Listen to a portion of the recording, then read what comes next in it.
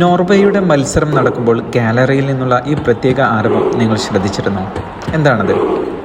നീണ്ട 28 വർഷത്തെ കാത്തിരിപ്പിനൊടുവിൽ ലോകകപ്പിൻ്റെ വലിയ വേദിയിലേക്ക് നോർവേ വൈക്കിംഗ് പടക്കപ്പൽ അണഞ്ഞിരിക്കുകയാണ്. കളിക്കളത്തിൽ സൂപ്പർ താരം എർലിംഗ് ഹാലണ്ടും സംഘവും തരംഗം സൃഷ്ടിക്കുമ്പോൾ ഗാലറികളിൽ വിസ്മയം തീർക്കുകയാണ് നോർവേയുടെ ആരാധകർ. ഫുട്ബോൾ ലോകം ഇന്ന് വരെ കാണാത്ത ഒരു പുതിയ ആഘോഷം, ദ വൈക്കിംഗ് റോ. നൂറ്റാണ്ടുകൾക്ക് മുൻപ് കടൽ വിറപ്പിച്ച തങ്ങളുടെ പൂർവികരായ വൈക്കിങ്ങുകളുടെ ഓർമ്മ പുതുക്കുന്ന ഈ ആഘോഷരീതി പരീക്ഷിച്ചത് ഒരു ആരാധകനാണ്. പണ്ട് നോർവേ, സ്വീഡൻ തുടങ്ങിയ സ്കാൻഡിനേവിയൻ രാജ്യങ്ങളിൽ ജീവിച്ചിരുന്ന കടൽ യാത്രകൾക്കും യുദ്ധങ്ങൾക്കും പേരുകേട്ട വീരന്മാരായ പൂർവികരെയാണ് വൈക്കിങ്ങുകൾ എന്ന് വിളിക്കുന്നത്.